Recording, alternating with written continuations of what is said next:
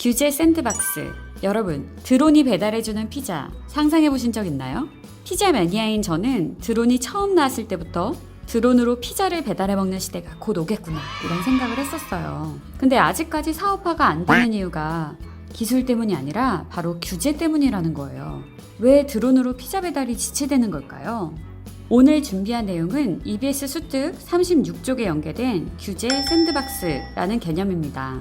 샌드박스가 영어로 모래놀이터잖아요. 규제 샌드박스란 어린아이들이 모래놀이터에서 자유롭게 놀듯 기업에서 혁신적인 기술이나 제품 혹은 서비스를 출시할 때 규제 장벽이 있는 것을 완화시켜주는 제도를 말해요. 예를 들어 드론과 관련된 창업을 하고 싶은데 사업화를 하려면 항공안전법에 있는 규제를 다 지켜야 하는 거예요. 쉽게 비유를 하자면 차가 인도로 못 달리고 차도로만 달려야 하잖아요.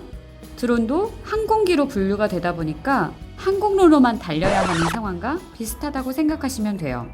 드론과 관련된 법령이 명확하지 않으니 사업이나 연구개발은 물론이고 글로벌 진출은 꿈도 못 꾸는 상황이 벌어지는 거죠.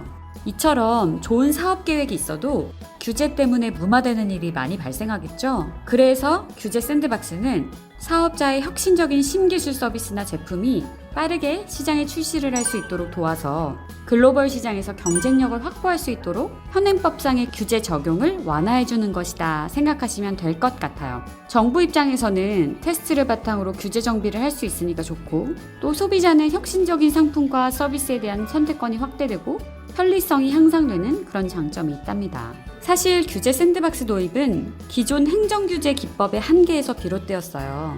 어떤 한계에 기인한 것인지 우리나라 행정규제에 대해서 먼저 짚어보도록 할게요. 국가나 지방자치단체는 특정한 행정 목적을 실현하기 위해 국민의 권리를 제한하거나 의무를 부과할 수 있어요. 이런 법령 등이나 조례, 규칙에 규정하는 사항을 행정규제라고 하는데요. 여기서 의무를 부과하는 주체는 정부나 지방자치단체, 그리고 정부나 지자체가 책임을 맡긴 공공기관이 됩니다. 이런 행정규제의 사항을 규정한 것이 바로 행정규제 기본법인데요. 여기에 몇 가지 규제 원칙이 있어요. 아주 기본적인 것으로 제4조 규제 법정주의 원칙이 있는데요. 법률에 근거 없는 규제로 국민의 권리를 제한하거나 의무를 부과할 수 없다는 내용이에요. 그리고 구체적으로는 제5조 규제의 원칙에서 국민의 자유와 창의를 존중할 것, 국민의 생명이나 인권, 보건 및 환경 등의 보호와 식품, 의약품 안전을 위해 실제 효과가 있을 것, 그리고 규제의 대상과 수단 설정 시 객관성, 투명성, 공정성이 확보될 것 등을 명시하고 있어요. 언뜻 보면 이렇게 국민의 권리 침해를 제한하는 원칙이 있는데 무슨 한계가 있지? 이런 생각을 하시는 분들이 있을 텐데요. 바로 행정규제 적용 방식에 한계가 있었기 때문입니다. 이런 행정규제들을 적용할 때 우리나라는 기본적으로 포지티브 방식을 취하고 있어요. 포지티브 방식이란 포지티브가 허용이잖아요. 허용되는 행위만 법에 열거하고 열거된 내용 외에는 모두 금지하는 거예요. 근데 법에 100만 가지 다 쓸 수는 없잖아요. 그러니까 몇 개만 써놓는 거예요. 그러니 허용되는 것보다 법에 쓰지 않는 금지 항목이 엄청 많아지는 거죠. 그 결과 허용되는 행위보다 금지되는 행위들이 훨씬 더 많겠죠. 반대로 네거티브 방식은 법에 금지되는 행위만 열거하는 방식이에요. 그러니까 열거된 내용 이외에는 원칙적으로 모두 다 허용해주는 방식이죠. 그래서 허용되는 폭이 훨씬 넓어지는 효과가 생겨요. 이름이 네거티브라서 부정적인 거라고 생각하기 쉬운데요. 오히려 반대라는 거 체크하시면 좋을 것 같아요. 절대 여러분들이 잊지 않도록 한 가지 예를 들어드릴게요. 여러분의 일상에 규제를 적용하는 절대적인 한 분이 계시죠? 여러분의 엄마는 어떤 방식이실까요? 만약 포지티브 방식이라면 어디서든 놀 생각하지 말고 독서실만 가라 하실 테고요. 네거티브 방식을 취하는 엄마시라면 다른 거 다 해도 되는데 PC방만 가져와라 하시겠죠.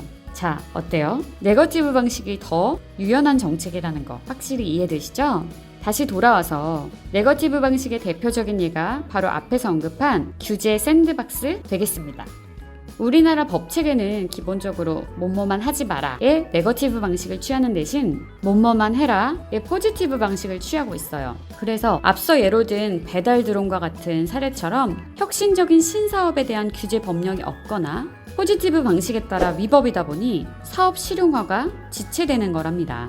그래서 정부는 규제 샌드박스 등 네거티브 방식을 부분적으로나마 도입하게 되는 거예요. 2020년 4월 기준 정부 전체 규제 샌드박스가 239건이 통과되었다고 하네요. 이렇게 선정된 규제 샌드박스 사업들의 적절성 평가와 관련해서는 각계의 의견이 분분하다고 하는데요. 찬성하는 쪽은 신기술 발전을 외치는 쪽이니 당연히 제도가 더 확대 실시되어야 한다는 주장을 하겠죠.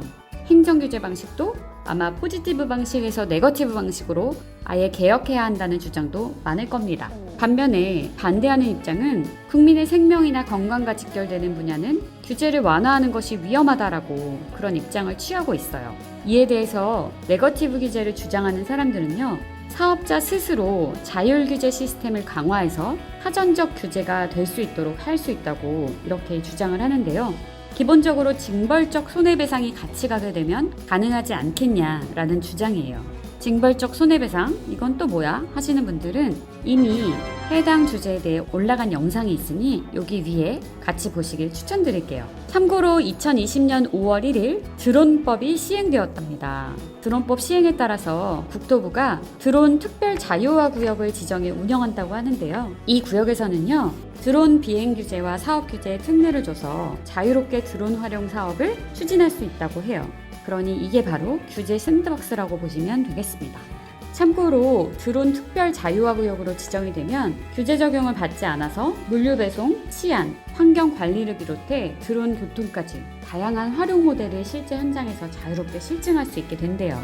피자 배달도 곧 기대해봐도 되겠죠? 자, 오늘은 규제 샌드박스라는 주제를 가지고 이야기해봤는데요. 이해가 좀 되셨나요? 다음에도 유익한 주제로 돌아오도록 하겠습니다. 도움이 되셨다면 구독, 좋아요, 댓글 부탁드릴게요. 감사합니다.